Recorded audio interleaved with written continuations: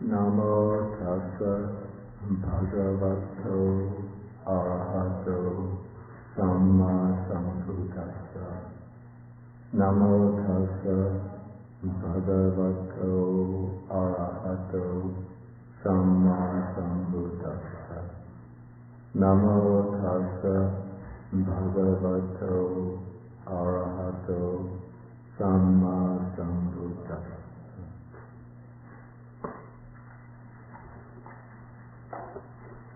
Okay, there were two handouts. The one on the five hindrances is only for people who didn't receive it earlier. In an earlier point in discussing this chapter, when I came to the section on the five hindrances, we gave out this handout. So probably most of you have it already. Therefore, at this time I only had 10 copies made of it. And then the other handout is the 7 factors of enlightenment.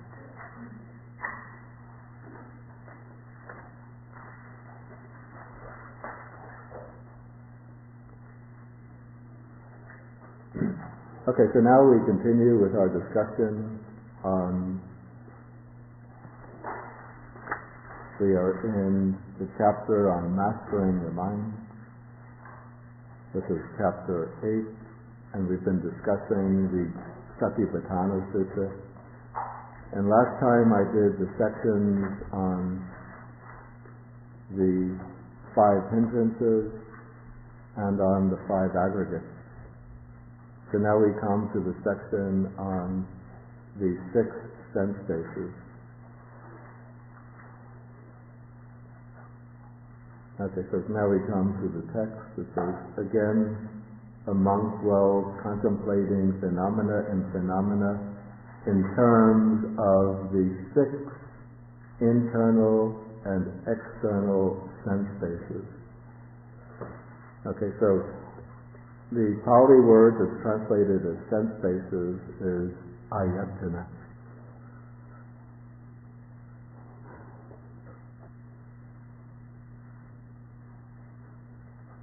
Okay, this is a word that's sometimes translated as spheres,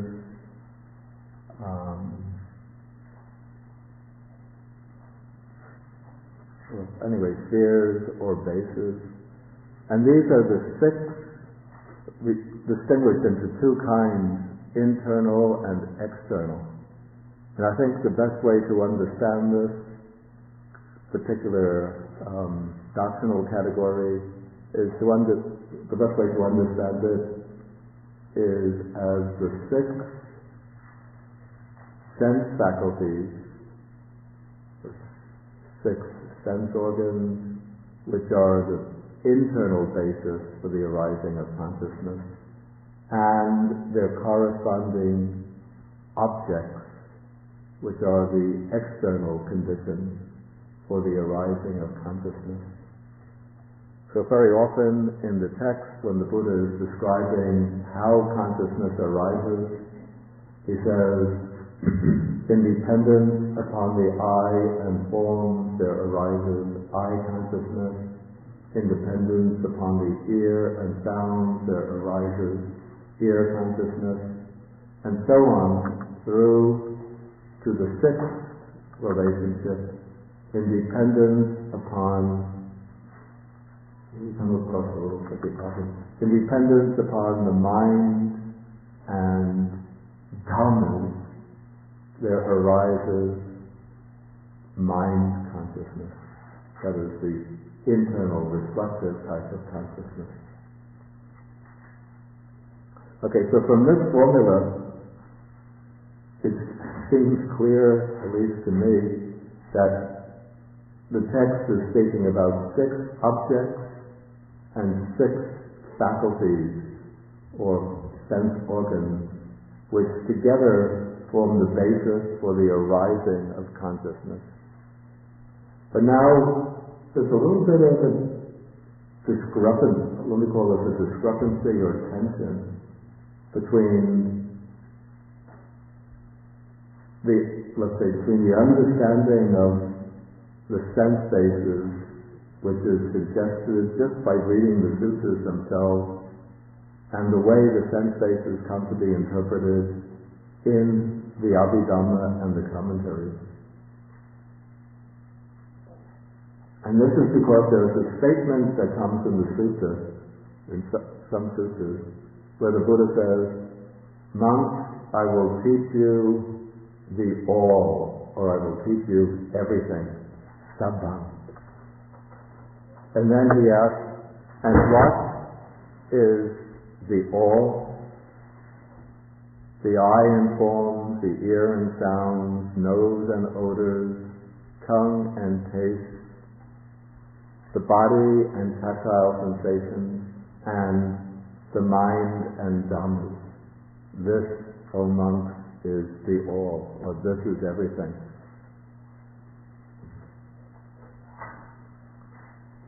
Okay, now if one takes this literally, it seems to be saying that all existing phenomena, everything that exists in any way, can be included in these 12 categories. Okay, so therefore I think this starts already in the Abhidhamma, it starts already in the Abhidhamma, and then it continues in the commentaries. They take mind here, manayatana, the mind base, to include all 6 types of consciousness, because these 12 things have to include everything. So all the types of consciousness go in the mind base, and then the Dhamma base, Dhammayatana, comes to include the aggregate of feeling, perception, mental formation, volitional formation, and certain aspects of the form aggregate that are not involved in sense experience.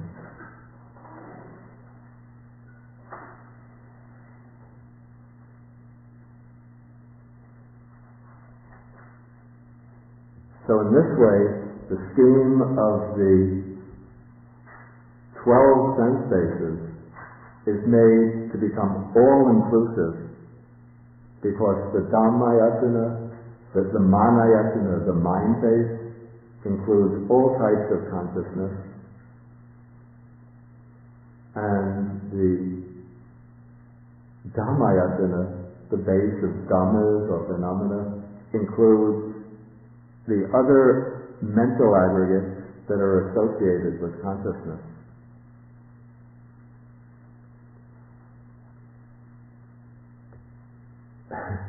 But I find that sometimes, even the commentaries, when they're not being very careful about the way they're speaking or writing, speak of the 12 sense bases as if they are the 6 sense faculties and the 6 sense objects, those things that are the basis for the arising of consciousness. So they don't seem to hold so tightly to this interpretation of the 12 sense bases as including everything.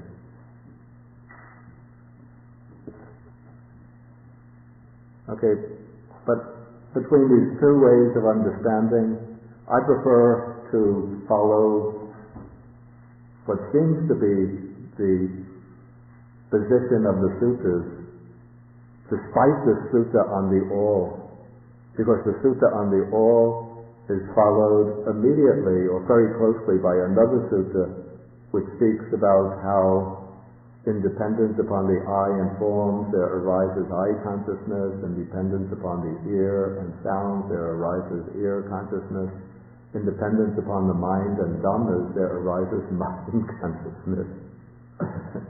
But if all of the consciousnesses were included in mana, in mind, then it wouldn't be necessary to say independent upon dhammas and mind there arises mind consciousness.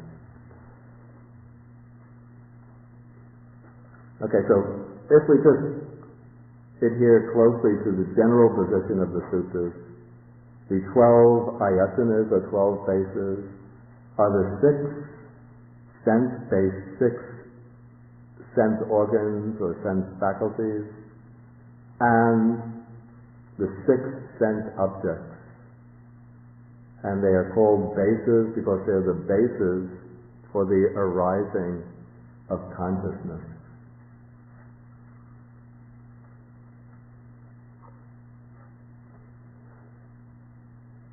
Okay, now the training in gaining control over the senses, this is a very important part of the Buddhist meditative path. We see this already, we've seen this already when we discussed the passage on the that gives the broad overview of the path, which deals with what I call the gradual training. Here we have, this is on page 246 of the book, where the Buddha is explaining how one practices restraint of the senses.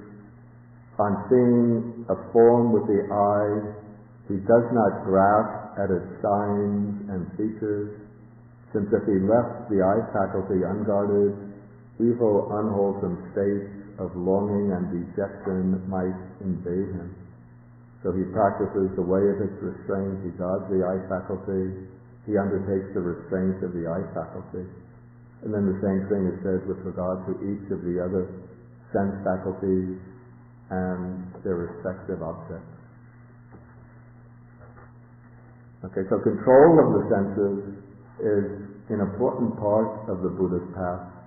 But now the Buddha is, in the Satipatthana Sutta, is explaining how one can use the sense faculties themselves and their objects as objects of contemplation.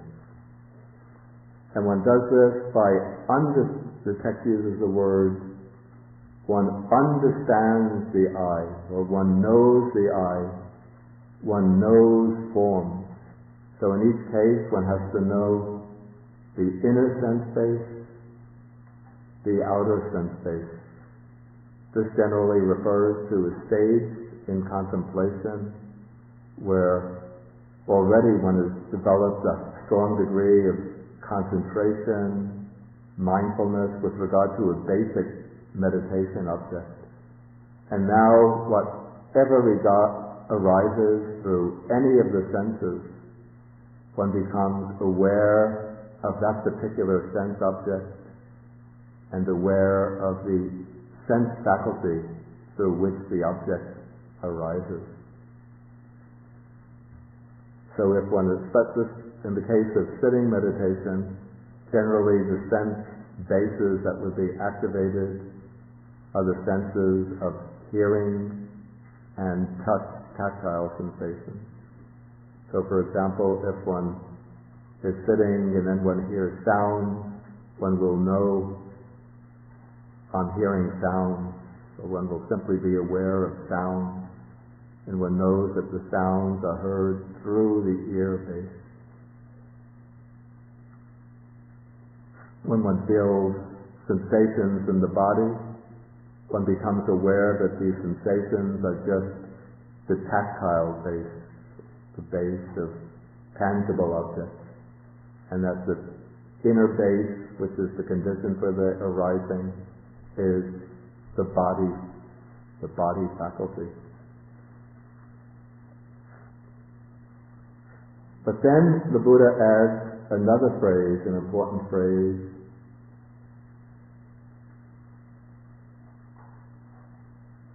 He understands the fetter that arises dependent on both. So this is where an aspect of mental training comes in.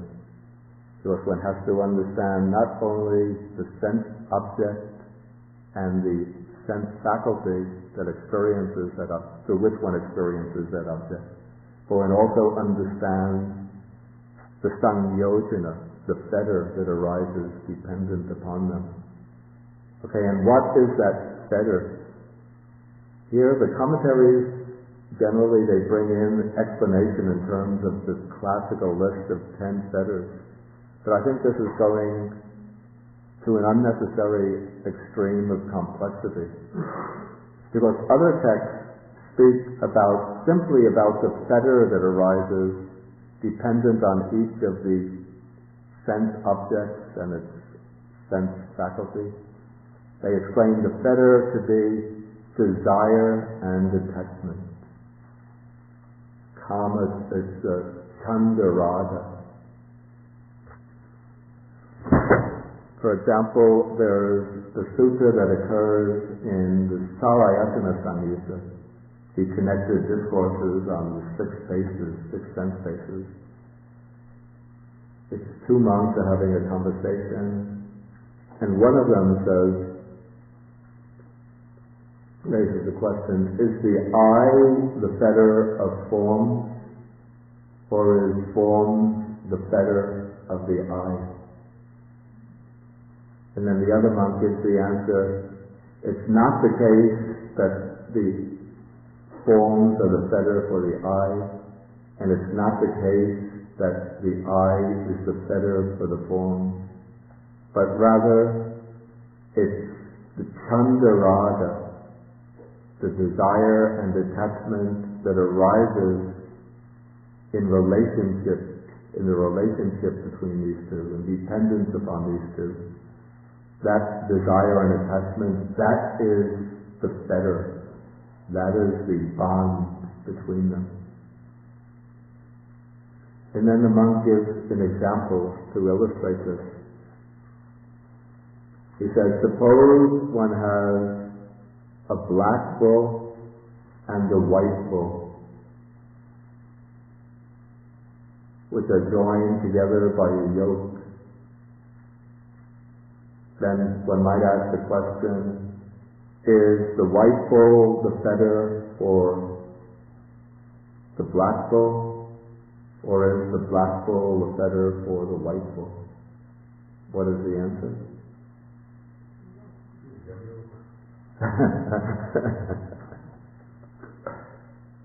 Okay, the answer is first, negatively, it's not the white bull that is the fetter for the black bull. It's not the black bull that's the fetter for the white bull. But what is the fetter? The yoke that joins them.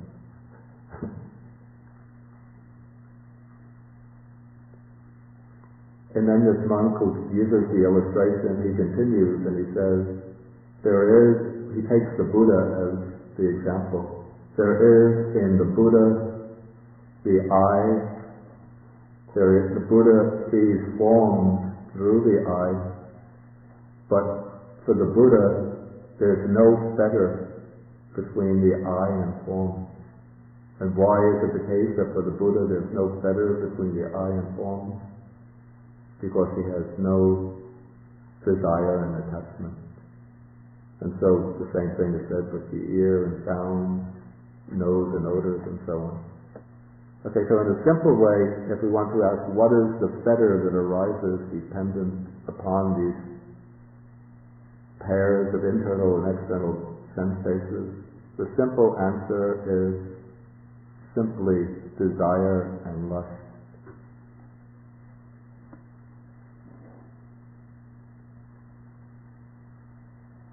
If one wants to get a little more complex, there's another way to answer. And this is in terms of three types of feelings and three types of underlying tendencies. Because what happens, when the eye is present, forms are present, forms impinge on the eye, there arises eye consciousness, visual consciousness, seeing the form. Then there's coming together of the eye, the coming together of eye consciousness with the form through the eye. This coming together or encounter is called contact. Then dependent on contact, there is feeling. Now the feeling can be of any of three primary kinds. It can be pleasant feeling, painful feeling, and the feeling that's neither painful nor pleasant, neutral feeling. And now, corresponding to each of these three feelings, there is a particular, we use the word anusaya, underlying tendency. Okay, so corresponding to the pleasant feeling,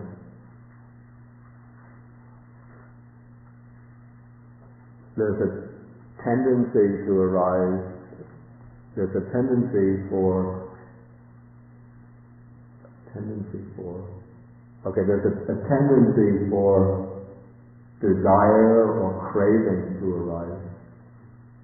So this is what's called the underlying tendency to attachment, or the underlying tendency towards craving arises in relation to pleasant feelings. And when this underlying tendency to attachment arises, then it becomes the fetter that binds one to pleasant feelings.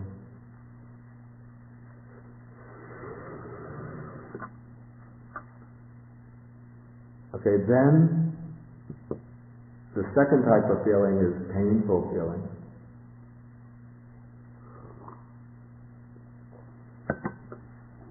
So when painful feeling arises, it tends to awaken, to provoke the underlying tendency to aversion. If one dislikes the painful feeling, one wants to get free from it. Or if one is expecting some painful situation, then there will arise fear and anxiety with regard to it. You would say that is also a manifestation of this underlying tendency to aversion. Okay, then when we undergo an ordinary neutral feeling that's not painful or pleasant, then we remain unclear about it, cloudy about it. Its real nature remains obscure to the mind, because one doesn't understand it, and especially because one doesn't understand it as something which is impermanent, which arises through conditions, ceases through conditions. And so in regard to this neutral feeling, the underlying tendency of ignorance or delusion is activated. And so each of these underlying tendencies becomes, you would say, a fetter or a bond that connects one to the sense object and the sense faculty, to the internal and external sense basis.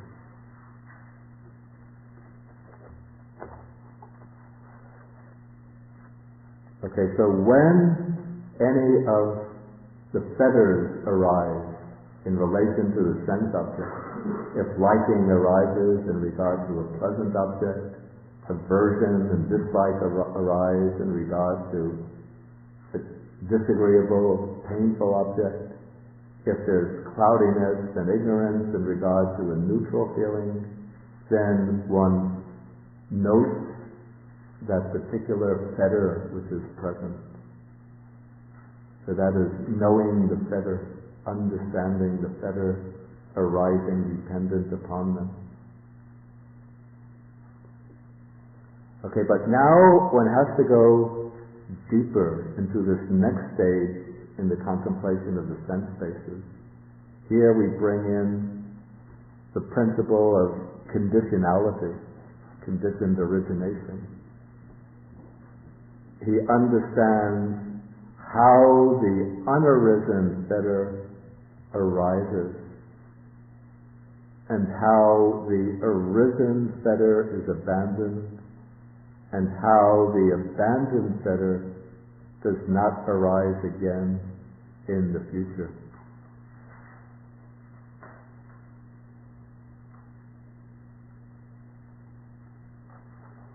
Okay, understanding how the unarisen fetter arises.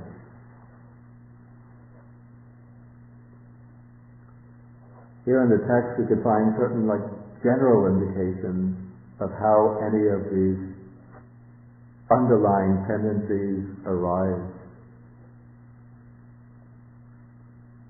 For example, the underlying tendency or the fetter of desire and attachment to pleasant objects arise, the Buddha, the text say, because of unwise attention or careless attention. In fact, this is such an important term in relation to all of the fetters. I'll write the Pali.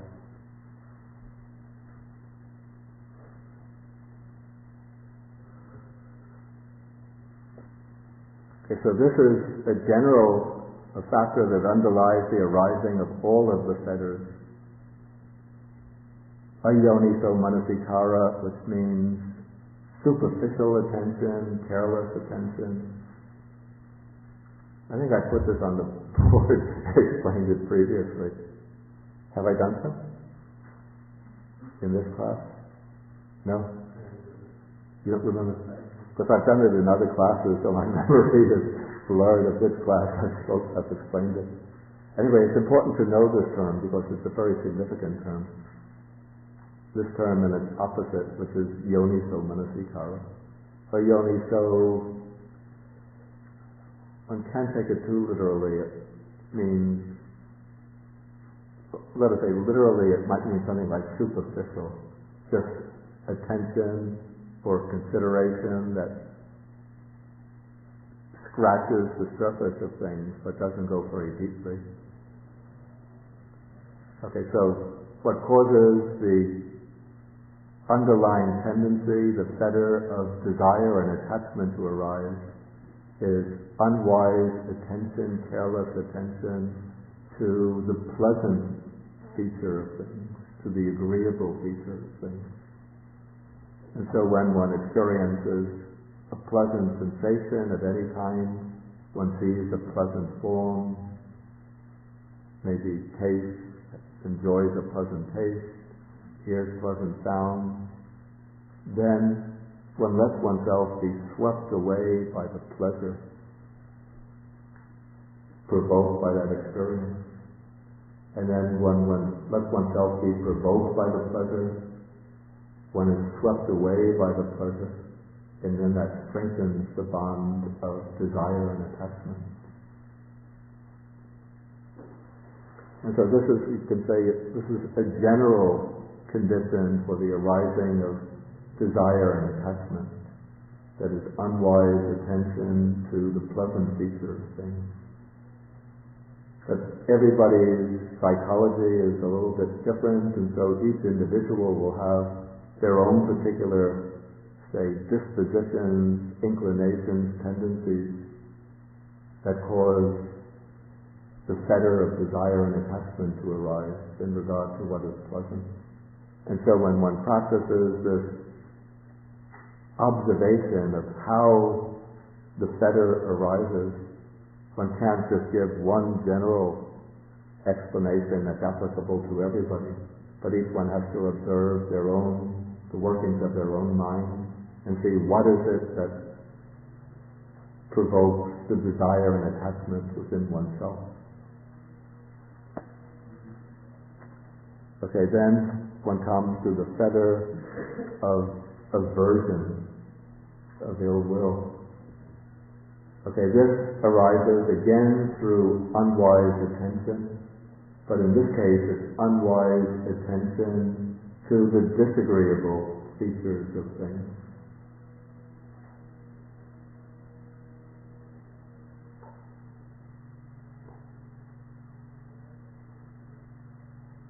So when one experiences pain or when one comes into contact with disagreeable situations, if one attends to them unwisely, carelessly, just in terms of the immediate impact that they make, then ill will and aversion will arise. And then in the third place, the fetter of ignorance or delusion. This arises simply because of careless attention to, so especially to neutral feelings or to neutral situations.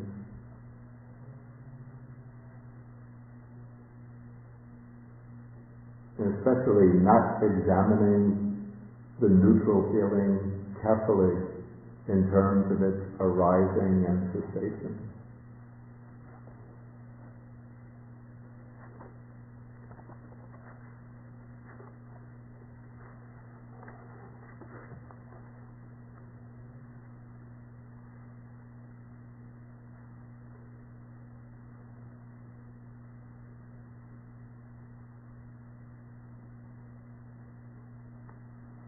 And again, as in the case of the fetter of attachment, each individual will have their own particular, say, complex of mental factors which causes ill will to arise towards particular situations, particular people, and their own particular complex of factors that cause delusion to arise. And so as one observes the workings of one's own mind and sees how the unarisen fetter arises, one comes to understand in more detail, more clearly, how particular factors within oneself cause these fetters to arise.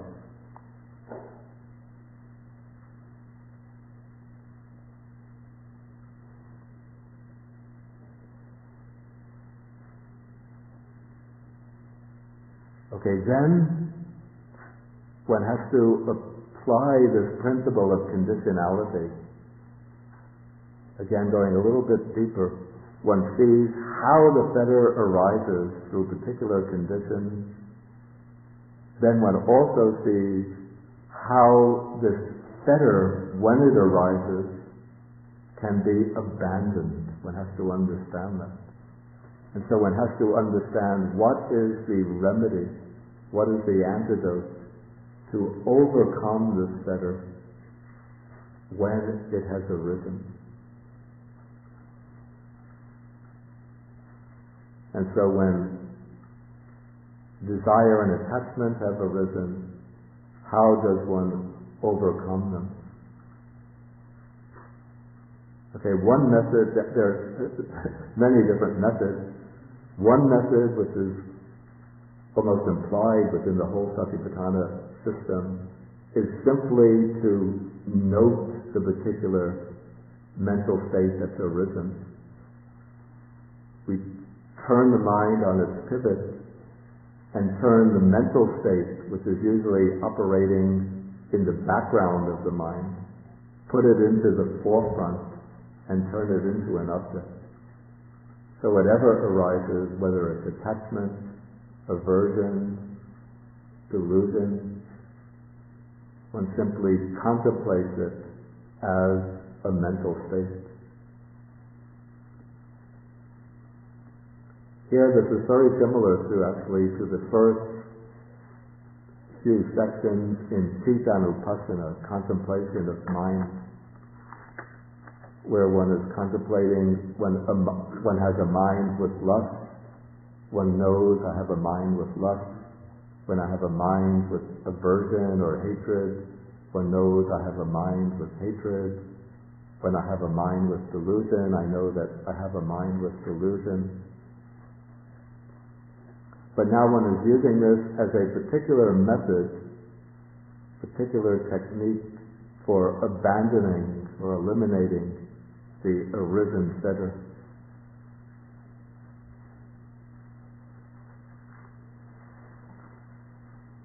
Another method that can be used is to apply the particular antidote to that fetter that's arisen. And so the Buddhist text will mention the antidote to desire and attachment, particularly sensual or sexual desire and attachment, is the contemplation of the impure nature of the body. The body is a compound of a combination or it's an assemblage of various organs, tissues, fluids, and so on. To abandon the fetter of anger and ill will, the development of loving kindness. and to abandon the fetter of ignorance, then just clear reflection, deep reflection, and clear observation are to be applied. So it seems to me that if one uses those other methods, then one is stepping outside the framework of the Satipatthana system itself to use another method of meditation. If one is staying within the system of Satipatthana, then when a particular fetter has arisen, the method to be used to abandon it is simply to make it an object of observation. And as one observes that particular fetter, that particular mental state, one can be observing that it's a mental state subject to arising and ceasing. And so one is also seeing into the impermanent nature of that mental state.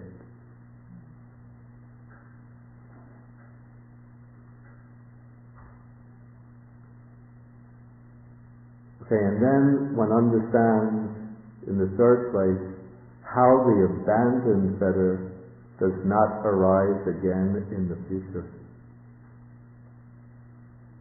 And the way I would understand this is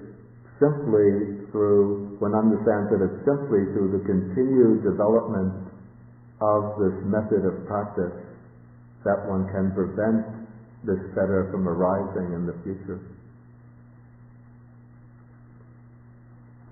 The commentaries bring in here the more technical way of explanation in terms of which particular path, which particular world-transcending path will eradicate which particular fetter. But I'm doubtful that was the original intention of the text. I think the original intention was one simply knows what are the particular factors that one finds to be effective for abandoning the fetter when it's arisen, and then through continued development and strengthening of those factors, one knows that one can prevent this abandoned fetter from arising again in the future.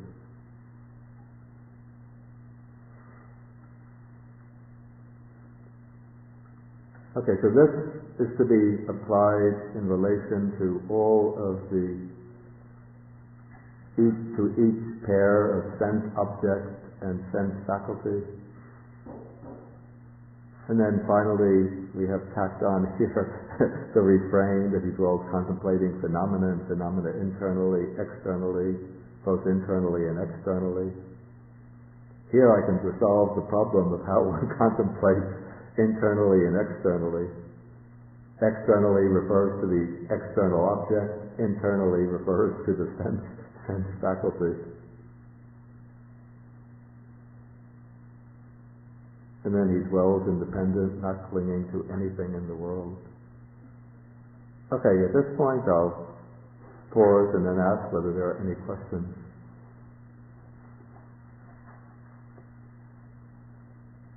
Yes, please. About the neutral feeling. Okay, I'm using this as a shorthand expression for what in Pali is called the feeling which is neither painful nor pleasant. Okay, so it's a feeling which, according to this expression, it's not a pleasant feeling, not a painful feeling, but it's a feeling that's in between those two extremes. So most of the time we're actually experiencing that feeling. But we become aware of feelings, generally we become aware of feelings only when we're experiencing something particularly pleasant or something particularly painful. The rest of the time is something like driving in neutral gear. You know, it's not like changing gears, but one is just continuing to drive at an even pace. So you're not aware that you're in a particular gear. So that would be considered present. Again? That would be considered the present. The present. Well, in the present, any of the three feelings can exist. So if I'm experiencing a pleasant feeling, then I'm not then that pleasant feeling is present. Then I'm not experiencing the neither painful nor pleasant feeling. But when the pleasant feeling subsides, then I go back into neutral gear. Then it's the neither pleasant nor painful feeling.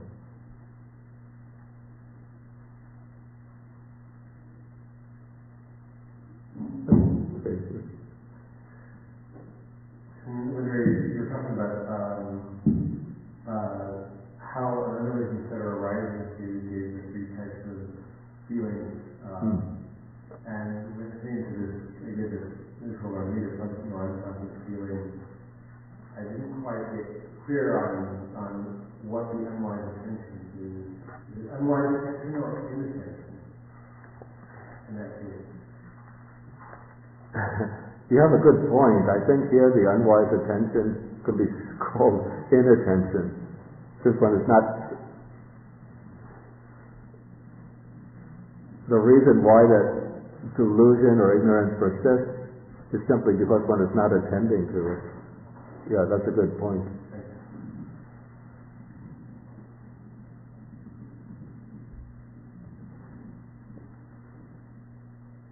Any further questions? Okay, you're wrong.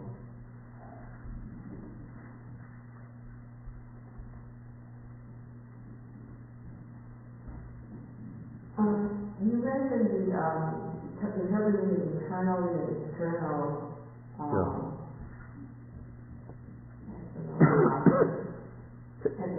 And you said that internally is referred to the sense object. Sense faculty. Right. Externally sense object. Yeah. But what is internally the consciousness? Because consciousness hinges upon the sense object still in the sense faculty. So the concentration should be on the consciousness. So the internal sense base is not the consciousness. Right. The internal sense base is that factor which pertains to one's own sentient organism, right, which functions as the basis through which consciousness occurs. So when we're contemplating Dharma, the fourth foundation of mindfulness, wouldn't the internal foundation we're contemplating on be consciousness rather than the sense organ? Are we watching the organ itself, or are we watching the consciousness through that organ? What one understands is that the consciousness arises in dependence upon the sense organ or sense faculty. One can't actually see the sense faculty itself. Because the sense faculty is not, say in the case of the eye, it's not the eyeball itself, but it's a particular type of organic matter within the eye which is sensitive to light.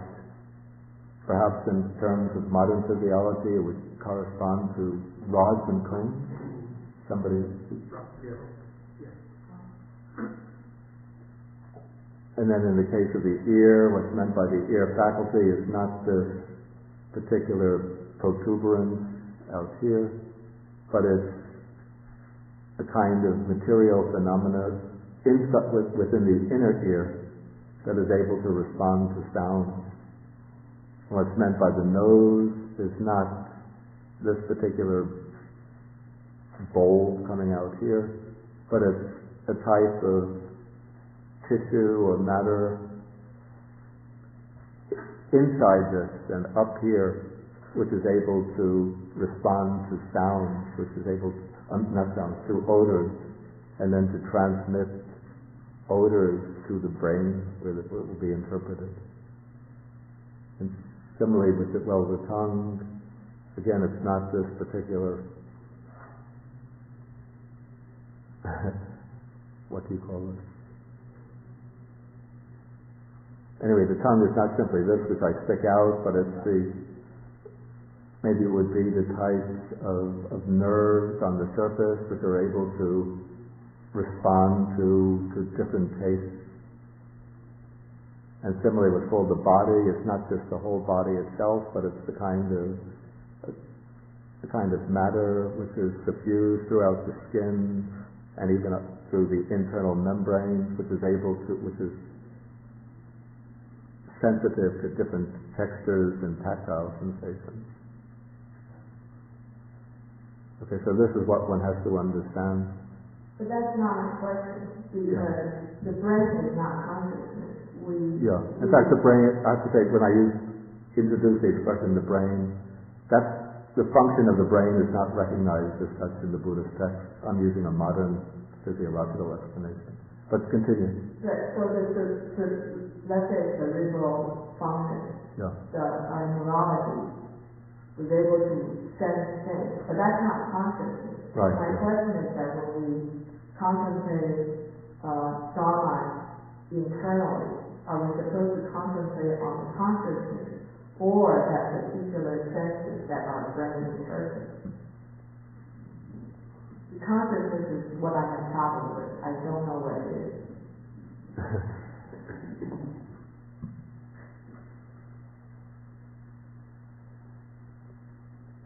Okay, the way I understand this, in practicing the contemplation of the six sense bases, one is not contemplating consciousness or mind as such, but one is contemplating how experience arises through sense objects and sense faculties. And then one wants to focus particularly on this issue of the fetter that arises through the sense faculty in relation to the sense object, in order to understand how the fetter arises, how these arisen fetters can be eliminated, and then how the fetter that's abandoned can be terminated so that it doesn't arise again in the future. Okay. No, let's go away first. Okay. Is unwise attention a kind of wrong perception? So it builds to the aggregate of perception. It's not classified in the aggregate of perception. In terms of the five aggregates in the sutras, it's actually not. There are no sutras which assign it to a particular aggregate, but if we just consider the contents of the particular aggregates, it would probably fall within the aggregate of volitional formations.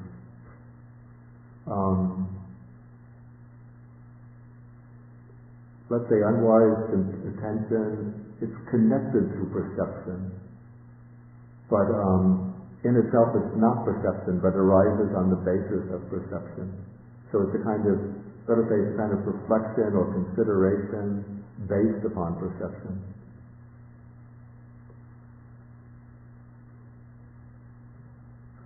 There's a question? Okay.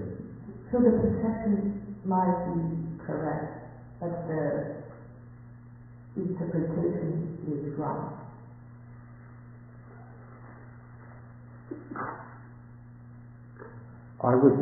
My supposition is that at some point, even in the perception, there will be a certain distortion already introduced, which occurs at a very rudimentary or primitive level in the process of perception. And then that distortion in the perception forms the basis for the unwise attention or unwise reflection, unwise consideration.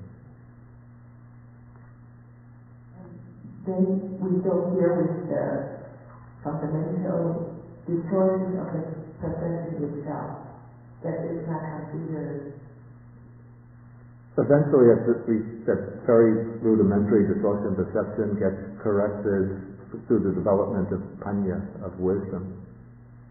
But at the level of removing the fetters, one has to replace the ayoniso manasikara, the unwise or careless attention, with yoniso manasikara, which means careful attention, careful consideration, wise consideration.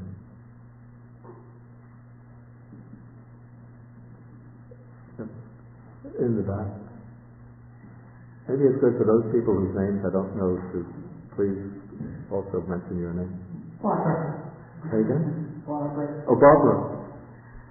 I understand the process. Yeah. My question is for the layperson, Yeah. such as myself, Yeah. because it appears that the Buddha is talking to monks Yeah. who are achieving enlightenment. Yeah.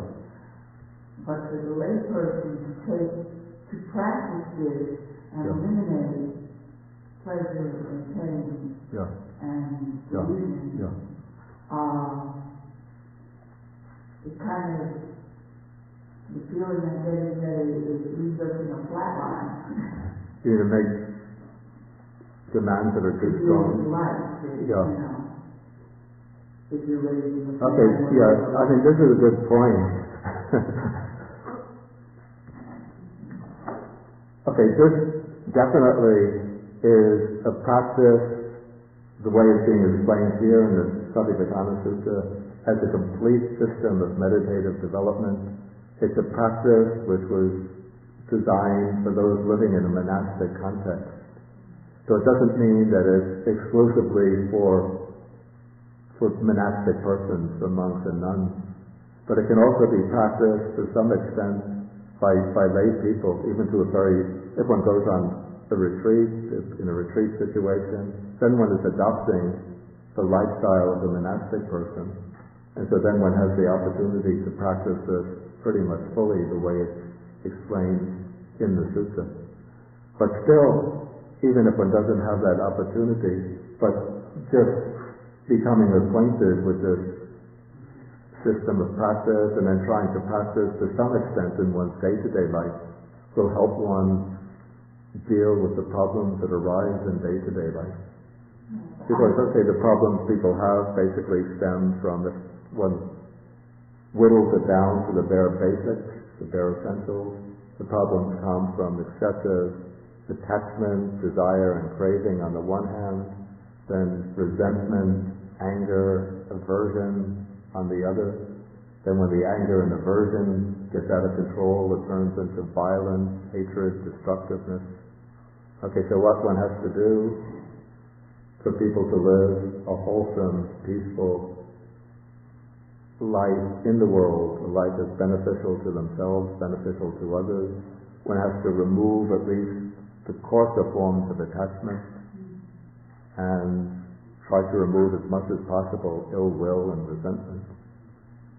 That's what I was thinking there. I just wanted to clarify that. Yeah. Thank you.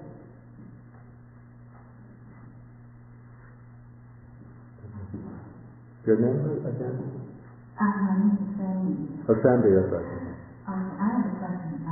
It's about last class you mentioned about asking Emperor Yeah, when he or she first sees the truth. yeah. He actually sees. So my question is, He actually what? sees the truth. Yeah. My question is, does he or she see the truth through the eye faculty or through the mind faculty? Oh, no, through the mind faculty. It's not something that one sees as visible. Okay, thank you. Yeah.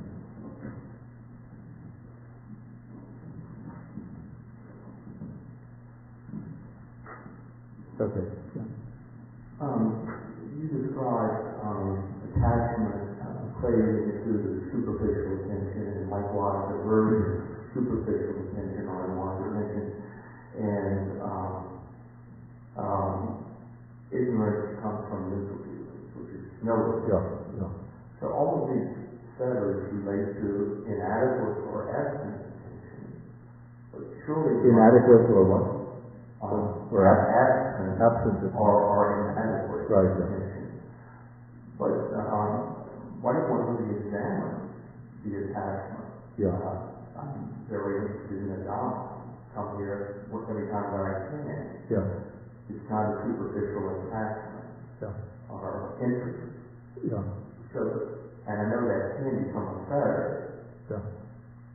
My point is, it seems that fetter can also be other than superficial.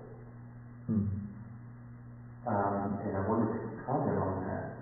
I mean, I'm not quite sure that I caught the point. All of these fetters that you describe seem to derive from superficial examination. Right. But there can be other attachments that relate to something that's a deeper or maybe even a profound investigation. Yeah. And I assume they still would be a fetter. Okay, you mean like attachment to the Dhamma? To the Dhamma. Okay, yeah. So that would still be a fetter. Okay. It just seems to me that all the fetters, as you describe the three of them, relate to superficial examination. Yeah. But that doesn't seem to be necessarily true. Because some fetters can be derived from quite deep or profound. Okay. Yeah, there is a subtle fetter to the Dhamma in the sense of the Buddha's teaching, or fetter to higher states of meditation, and even a fetter to high states of experience of insight. Because what happens is that when one enters deep stages of samadhi, then there's a lot of bliss and peace, and so a fetter, an attachment, can arise in relation to that. Also, when one is developing insight, when one is gaining deep insight, a lot of pleasure and bliss arise accompanying those insights. And so subtle attachment can arise in relation to that bliss that accompanies the arising of insight. So definitely that is a fetter. And so one also has to turn the tables on that fetter by cutting it off. But this just comes through developing insight into that particular fetter, seeing that insight is something which is impermanent, unstable, subject to change, that is something which is conditioned, dependently arisen. And when one gains that insight, then the attachment to the states of whether it's samadhi or to the states of deep insight, that attachment will break off, and then one eliminates the fetter to these higher experiences that come through practice of the Dhamma. But let us say that at more basic level, one uses the enjoyment, even the attachment to the Dhamma, or the attachment to meditative states, as a tool for overcoming the attachment to lower experiences, lower enjoyment. Yeah, that's so. If you look at sutta number, let me see what it is, I think it's 106 in the Majjhima Nikaya. Or it could be, my memory isn't as good as it used to be. Could be 137. The Buddha speaks, Ananda at the end of the sutta says that after the Buddha has given a long exposition, he says that the Blessed One, the Buddha, has taught Nisaya, Ogam, Tarati. One crosses the flood in dependence upon one thing after another, with the idea that one first uses a subtle state to eliminate a coarse state, then one uses a still subtler state to overcome that subtle state, and then still a subtler state to overcome that second degree subtle state. And in this way, one goes from the coarse to the subtle until one eliminates all of the fetters. I think I've got it now. I think what was throwing me was the use of the word superficial, which implies that all fetters derive from superficial attention, but there was a deeper state of attachment of fetters. Yeah. I mean, I think But even those fetters, you could say, derive from superficial attention. Okay. So I think I have to go on now because I want to finish the sutta today. Okay, so now we will pass on to the next section. This is the fourth subsection in contemplation of Dhammas. And if you remember last time, I said that it seems to me that there's a particular progression taking place in this section on contemplation of Dhammas. One begins with the five hindrances. The five hindrances are the obstacles to concentration and to insight. And so in order to open up the field of contemplation, one has to get past the five hindrances. Then when one overcomes the five hindrances, at least to some extent, then the field of contemplation opens up, the field for the development of insight. And this is to be done by contemplating experience either in terms of the five aggregates or in terms of the six inner, internal, and external sense spaces. So this is where the practice of insight takes place, in relation to the five aggregates or in relation to the internal and external sense spaces. Now, as one is developing these contemplations, then the mindfulness is becoming strongly established, the power of insight is becoming better established, and so now these particular factors that one is bringing into the practice turn into bojjhangas, which means enlightenment factors.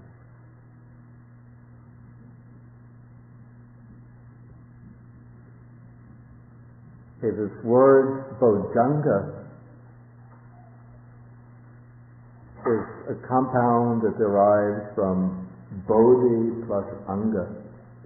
Bodhi means enlightenment, anga means factor. And so when you combine Bodhi plus anga, then you would get, in the first place, you get bojjhanga, because when the I meets an A, the I turns into a Y. And in Sanskrit, this is the expression bojjhanga. But in Pali, because it was based on spoken languages, this dia sound is too difficult to speak. And so there's a tendency for it to change into a J, the JH sound, so it becomes bojjhanga. Sanskrit has a number of these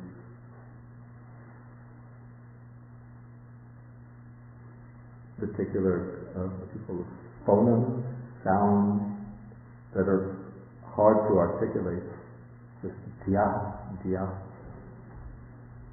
And so the dia turns into ja, so it becomes bojjhanga. So these are factors of enlightenment. And so I say that the factors of enlightenment start to emerge as the contemplation aimed at insight is developing momentum. We have these same factors can be present in earlier stages, but they're not yet bojjhangas, enlightenment factors.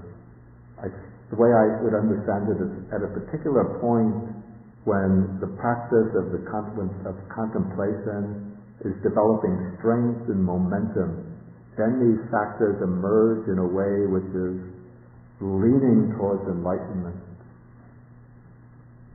flowing towards enlightenment. Then they become truly enlightenment factors.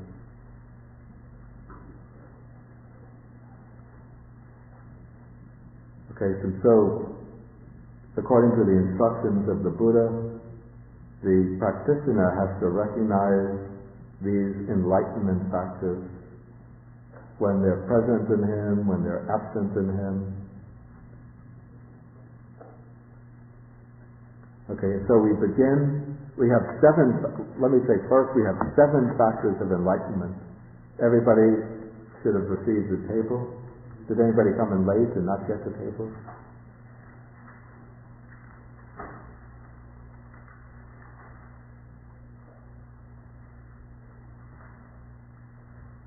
So we have 7 factors of enlightenment. Here, mindfulness, investigation of phenomena, energy, rapture, tranquility, concentration, and equanimity. And these factors are set out, the way I would understand it, in a particular order. Again, there's a deliberate sequence in their unfolding. And one begins with mindfulness. And so when one is practicing, especially when one is practicing the 4 establishments of mindfulness, one is already bringing this mindfulness into play. The mindfulness that's going to become an enlightenment factor. But it's when this mindfulness becomes unmuddled, without any obscurity, very sharp and clear, that it becomes a factor of enlightenment. Okay, then, based on this mindfulness, one undertakes what's called the investigation of phenomena. In Pali, it's Dhamma Vicaya. And sometimes many teachers, basing themselves on the Abhidhamma, explain Dhamma Vicaya, investigation of phenomena, means wisdom or insight. But if we look at the way it's often explained in the text, it doesn't seem to be indicating directly or explicitly that investigation of phenomena is wisdom or insight.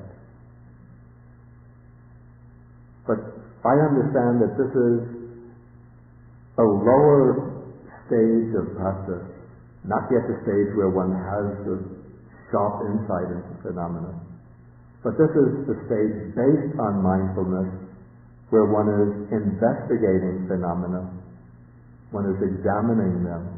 And the text often explains that the basis for the investigation of phenomena, we have it here on the table as the principal condition, giving careful attention, that's yoniso manasikara, giving careful attention to wholesome and unwholesome states of mind, to blameless and faulty states of mind, to bright and dark states. And so the way I see it, based on the initial mindfulness, or as one is examining one's object with mindfulness, different mental states are arising.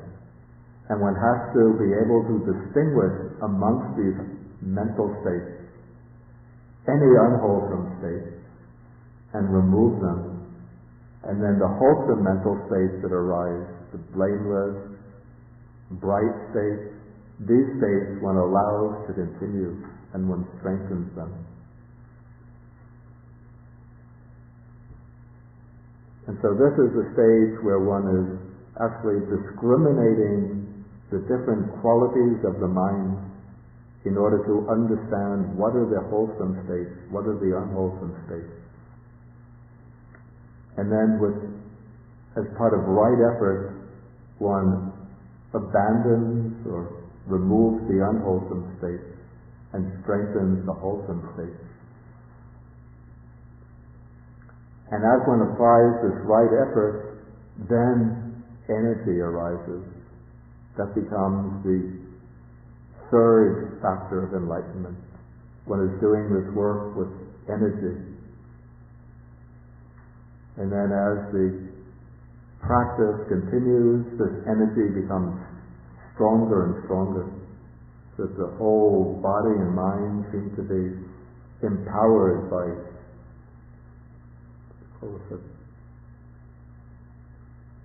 a dynamo, so that one is very energetic. Okay, now as one is able to contemplate continuously with strong energy, then one experiences some kind of joy that one has never known before. This is what is called rapture, piti. It's a kind of deep joy and bliss that just floods over the body and mind.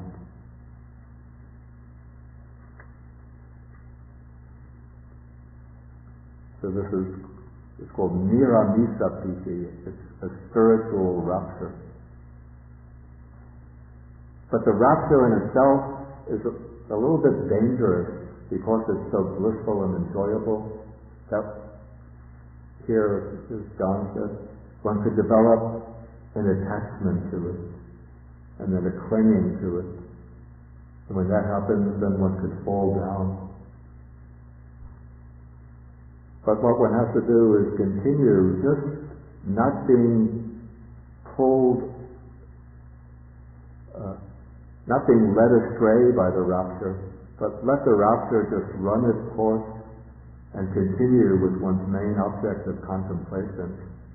As one does so, the rapture subsides and comes to a steady pitch. It's no longer these showering floods of ecstatic bliss, but it's just a steady a steady stream of inner enjoyment, inner bliss,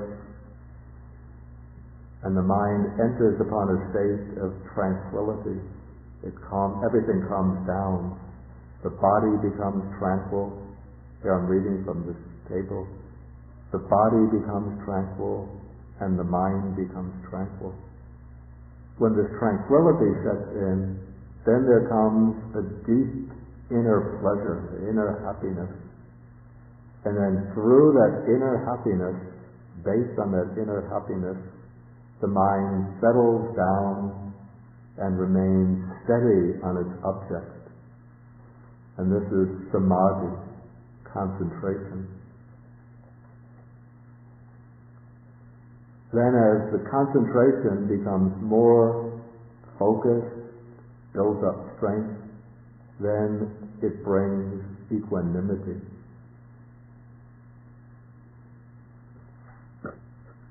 And the key word here is upekkha. It's interesting that in the formula for the 4 jhanas, one has in relation to the second jhana, one experiences the samadhi jhana piti sukham. One experiences the rapture and happiness born of samadhi, born of concentration. But then in description of the 3rd jhana, and especially the 4th jhana, the word upekkha appears. So the 4th jhana is said to have upekkha sakti parisuddhi, purification of equanimity and mindfulness.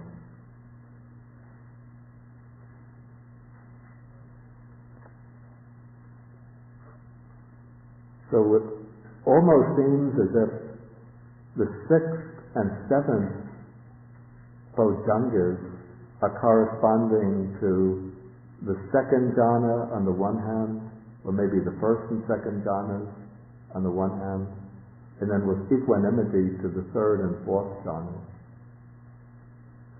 But in order to be bojjhangas, factors of enlightenment, what brings enlightenment is not the jhana itself, but panya or wisdom. And to me it's a little bit puzzling, my confession, why the bojjhangas culminate in equanimity, not in panya, not in wisdom. To me that would seem to be the natural order. from this one might argue that the second bojjhanga actually is wisdom, but then the question is, why is it in the second place then? Because in other formulas, wisdom comes after samadhi. First one develops sila, morality, then on the basis of moral conduct, one develops samadhi, then on the basis of samadhi, one develops panya, wisdom.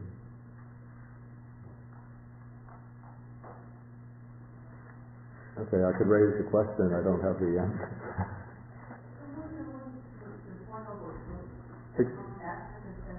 Wait, take the microphone.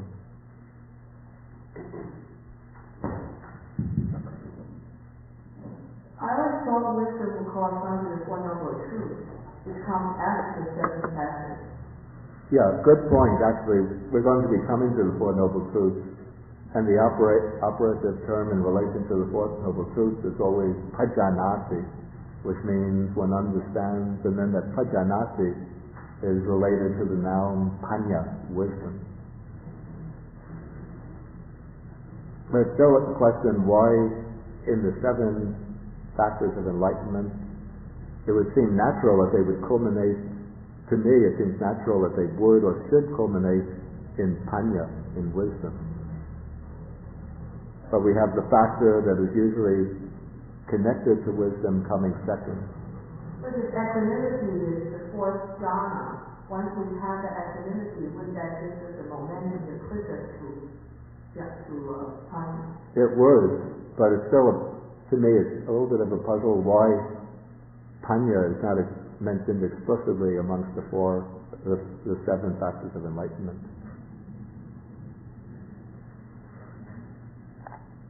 Okay, I want to move on. I don't want to take questions at this point.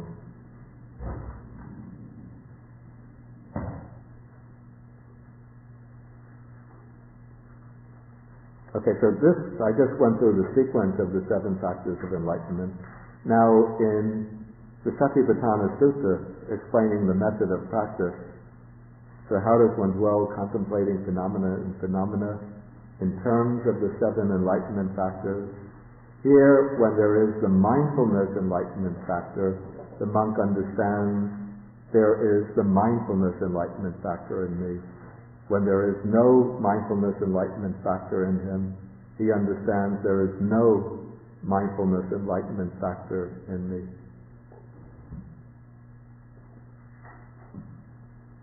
So we say that these two steps are the two basic steps in the development of the seven enlightenment factors.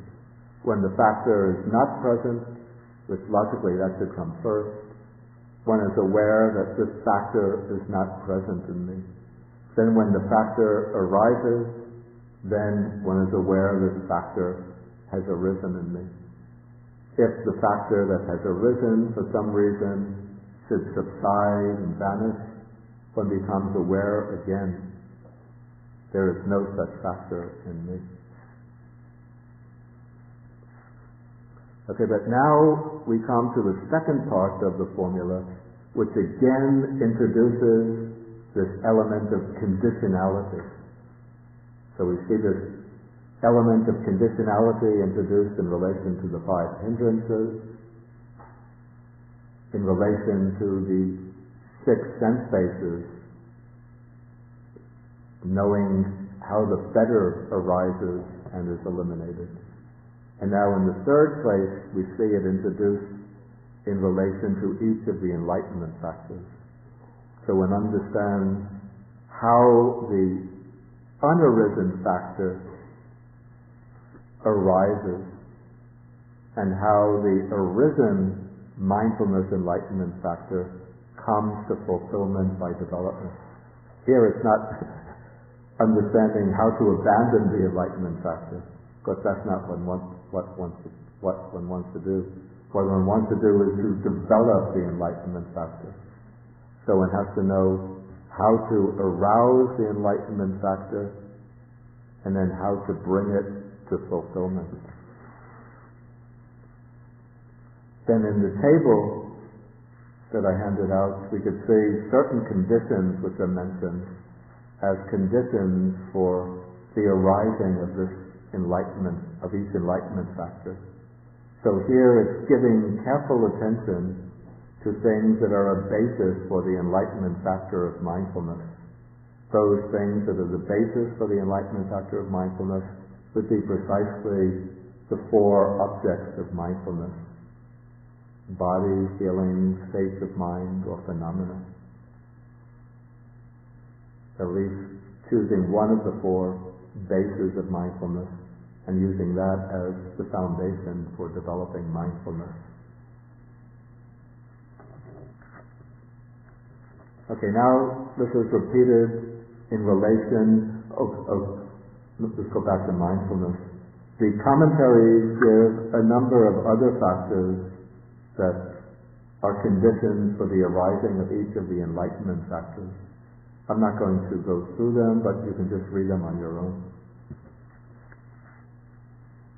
Okay, then we come, in the second place, we come now to the investigation of phenomena enlightenment factor.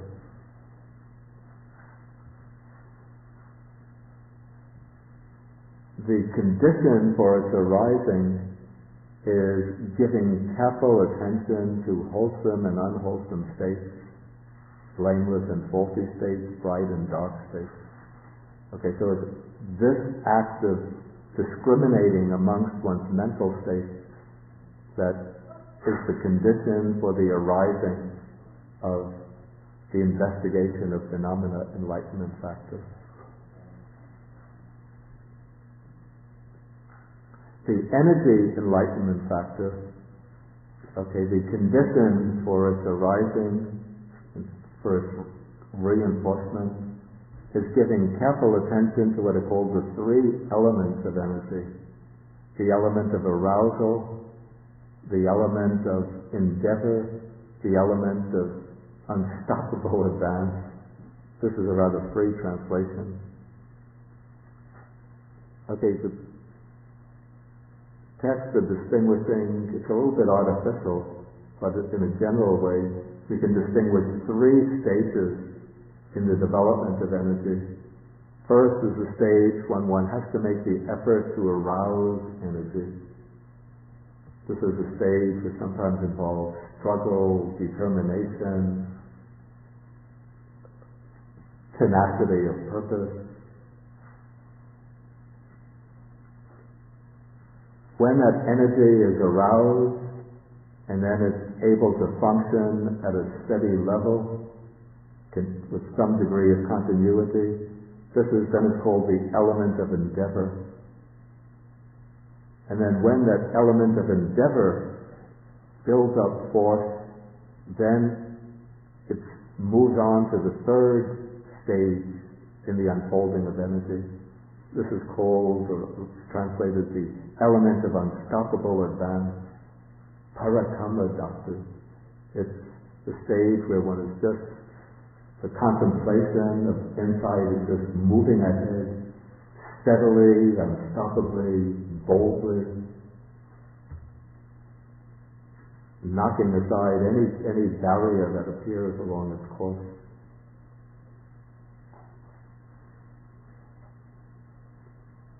Okay, so it says to arouse, the condition for the arising of the unarisen energy enlightenment factor is giving careful attention to these three elements of energy. I don't imagine that to develop energy one sits around reflecting what is the element of arousal, what is the element of endeavor, what is the element of advance. But it's rather that, the way I see it, as one is discriminating between the wholesome and the unwholesome states, then one brings forth the energy to remove the unwholesome states and to maintain the wholesome states. So this is giving rise to energy. And then, so that's the element of arousal. And then as the energy moves through these three stages, then one is aware that my energy has now reached this level, now it's reached that level.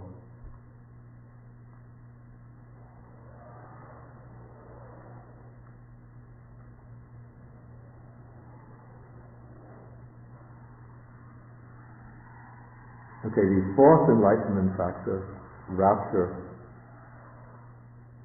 the factor for the arising of the unarisen enlightenment factor of rapture. The text says the principal condition for the arising of this piti is giving careful attention to things that are a basis for the enlightenment factor of rapture. It seems to me this is a little bit of a cop-out, since it doesn't actually explain what those things are.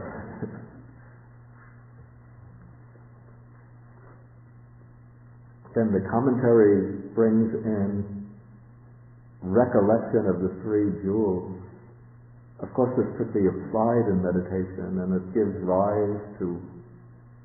give rise to rapture. But it seems to me, within the context of the practice of satipatthana, one would not be practicing recollection of the three jewels. But I would believe to be giving rise to the factor of rapture, the principal condition would simply be continuing to practice energetically with one's chosen object of meditation within the framework of the satipatthana system.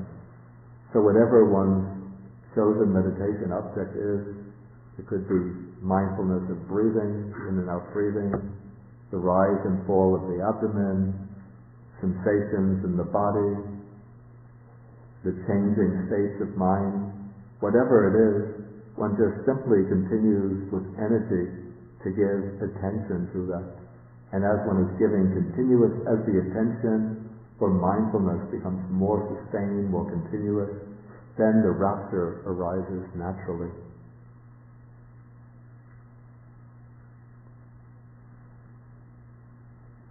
Okay, then the condition for the arising of unarisen tranquility.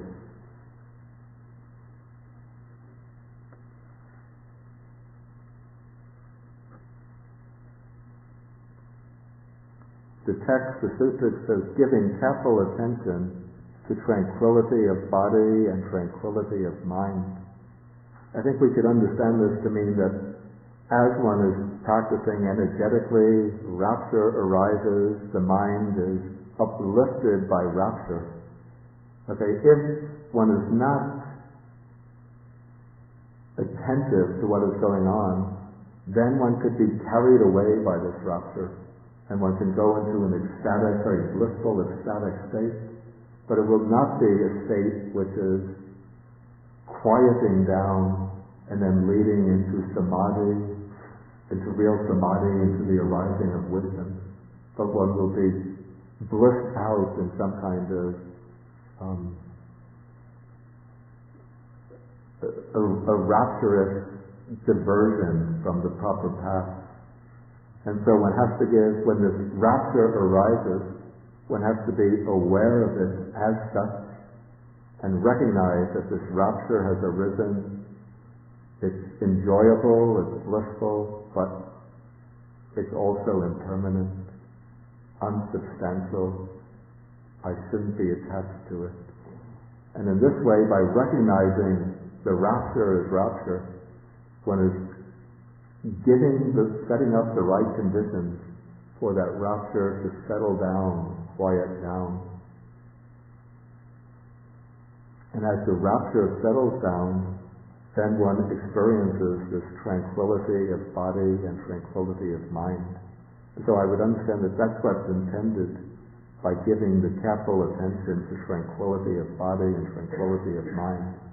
Not allowing oneself to be pulled off the proper course by the experience of rapture, but by recognizing the need to quiet down or to tranquilize the body and mind so it can move into a state proper to contemplation. continued contemplation. Okay, then we come to samadhi, concentration, and the text gives as the principal condition for samadhi, giving careful attention to what is called the samatha nimitta, which means, it's translated, the sign of serenity. And then another expression, I think it's avyapatti nimitta, the sign of non-dispersion or non-distraction. So this means giving continuous, careful attention. Here by sign doesn't necessarily mean this nimitta as the visualized object. The word is not, in the sutras, is not yet used in that sense. So I take nimitta here to mean simply the object of meditation that is intended to bring serenity, to bring samadhi.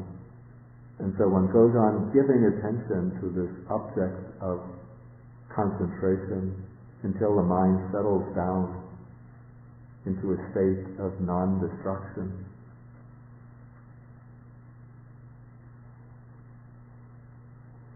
Okay, we could take it that this is the enlightenment factor of concentration, could be understood as either the arising of the first, especially the first two jhanas, or else a deep state of concentration, not yet at the level of jhana, but which can be used as a basis for development of insight.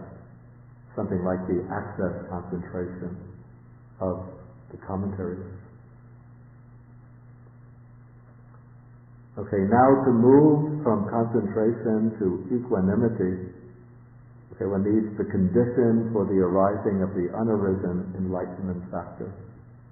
And I would see this as one is moving through the practice of serenity, that one simply recognizes each of the coarser jhana factors as gross or coarse, and one considers the higher jhana to be superior, and in this way one moves into the higher jhanas until the mind, and as one does so, then the factor of equanimity naturally arises.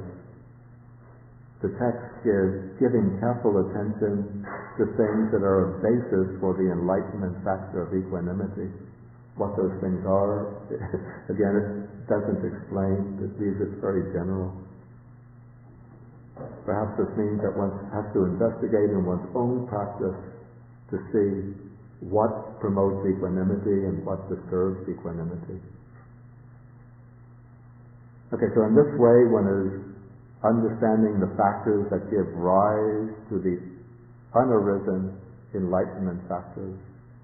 And then one has to understand how each of these enlightenment factors comes to fulfillment by development.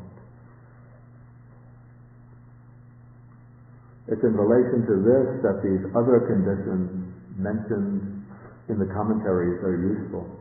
That these are things which are helpful for avoiding the loss of the jhana factors, and things that one should, some of them at least, observe in one's everyday life, which helps to strengthen the enlightenment factors, so that they will eventually be brought to fulfillment.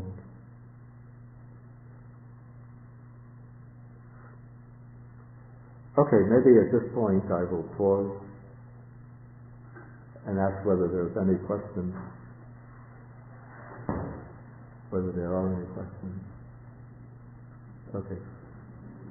One thing about this citizens of enlightenment is the previous one to be replaced by the one following. Okay, this is okay. The teaching has to be subsided in order for tranquility to arise. But for the other five factors, it seems to me they continue to exist. Okay, that's a very good point. The way I would understand it, actually, none of the enlightenment factors actually has to be abandoned for the others to arise. Even piti, excuse me, well, maybe I have to qualify that. But generally, even piti doesn't have to be abandoned or eliminated for the tranquility to arise. But what happens is that in the early stages, the piti, the rapture, is coarse, and so it's obstructive to tranquility. But as one practices, one has to even though the piti is coarse in the initial stages, still one wants to develop and strengthen that piti, because it's a joyful, blissful state, and so it helps one to solidify the practice. But at a certain point, one will then recognize that the piti, as long as one is attaching the mind to the piti, it's preventing one from going further. And so one doesn't allow oneself to be drawn towards the piti, to be attracted to it, and to be attached to it.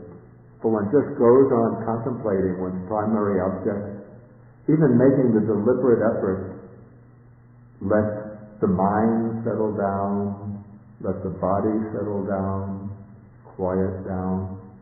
Okay, as one does so, then the piti will subside, so that it's no longer in this very intense electrical mode. But now the piti, it's not streaming through on like an electric current, but now it's like flowing like, let me just change the metaphor. It's no longer streaming through on like a waterfall, like Niagara Falls, but now it's flowing at a rather quiet pace, just like the river after the water is dropped from the waterfall. Then the water in the river just flows on, following the bends and twists of the river at a very even, quiet pace. So the piti is there, but it's just flowing along quietly, somewhat in the background. But the place where I have to qualify this, perhaps, is as one develops from concentration to equanimity. If this really corresponds to a movement from the first two jhanas to the third and fourth jhana, then the piti has to fade out in order to go into the third and fourth jhana.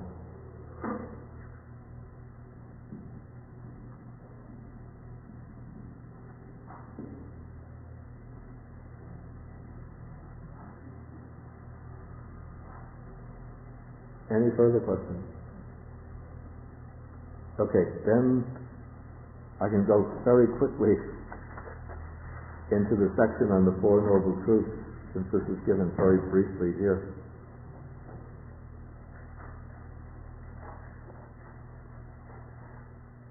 Okay, when the Enlightenment Factors reach a certain pitch of intensity, then one is able to move into the contemplation with insight, contemplating phenomena. Again, one is contemplating the five aggregates, especially the five aggregates, as being impermanent, suffering, non-self, anicca, dukkha, anatta.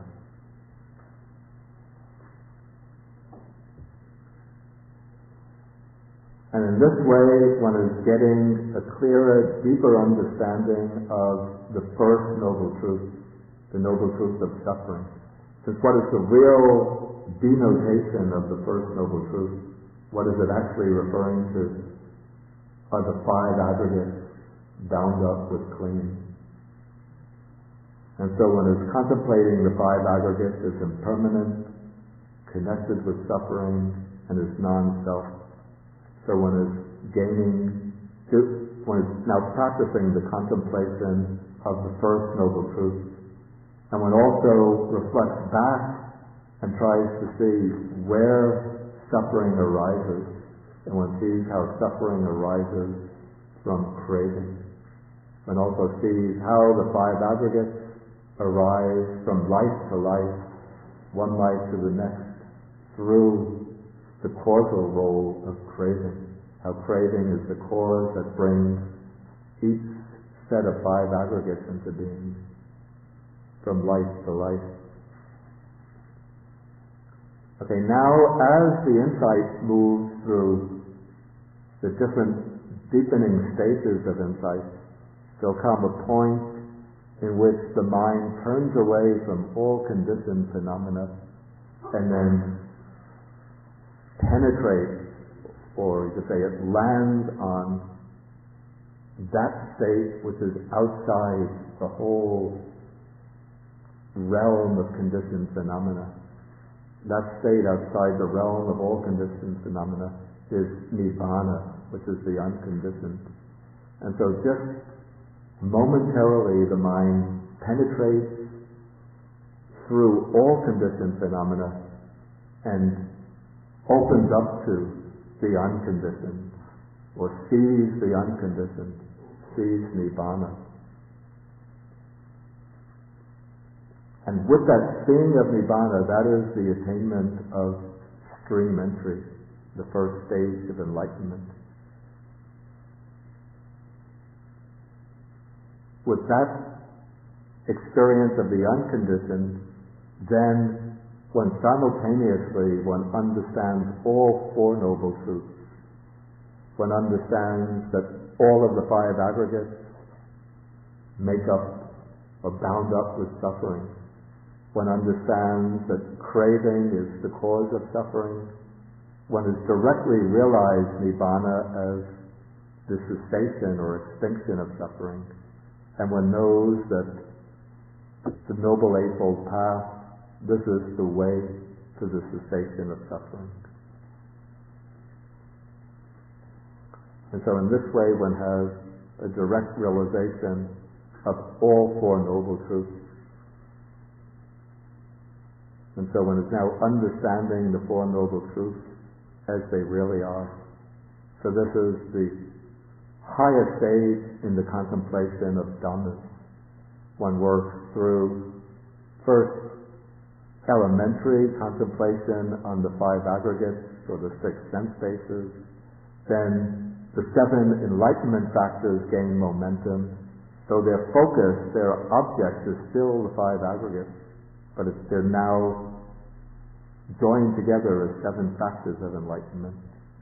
And then when those seven factors of enlightenment reach a certain depth or peak of intensity, then they lead to the penetration of all Four Noble Truths.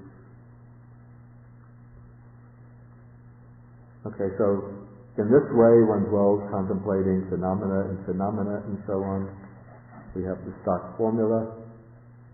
And then the sutta ends with a kind of guarantee by the Buddha. He says, if anyone should develop these four establishments of mindfulness in this way for 7 years, they can expect one of two fruits. Either final knowledge here and now, that's liberation, the state of arhatship in this present life, or if there is still a residue of clinging, a subtle residue of clinging, then one becomes a non-returner, one who takes rebirth in one of the higher realms, never returning to the sensual realm, and then achieving final liberation there. Okay, then let alone 6 years, now the Buddha brings the time frame down from 6 years to 5, 4, 3 to 1 year, then from 1 year to 7 months, 6 months, down to 1 month, then down from 1 month to half a month. One of two fruits can be expected, either full liberation here and now, or if there's still some clinging left, one becomes a non-returner. Okay, then finally the Buddha says, let alone half a month, if anyone develops these four foundations, four establishments of mindfulness in this way, even for 7 days, one of these two fruits can be expected, either final liberation or non-returning.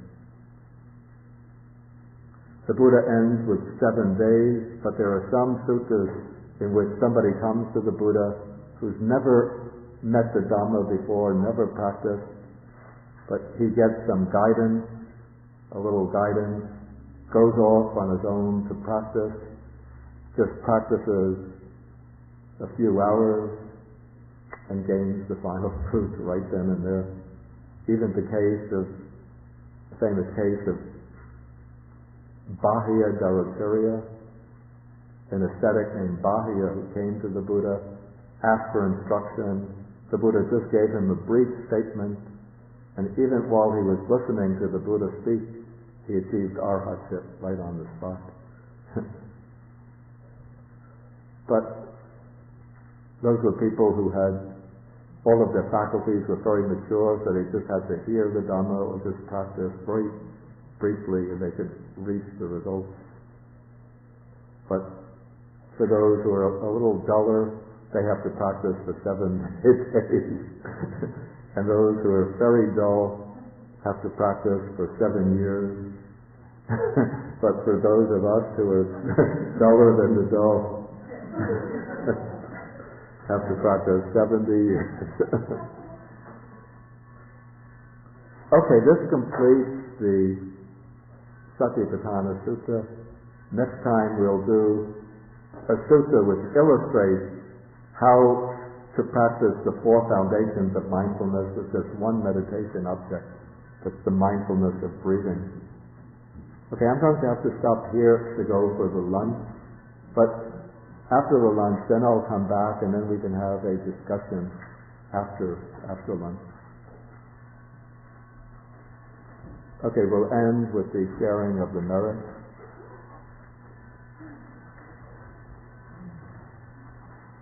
Akasata Sabumata Deva Nada Mahildika Punyantang Anumoditva Tirang Rakantu Sasanam Akasata Sabumata Deva Nada Mahildika Punyantang Anumoditva Tirang Rakantu Desanam Akasata Sabumata Deva Naga Mahedika Punyantang Anumoditva Sirang Rakantu Mang Parang.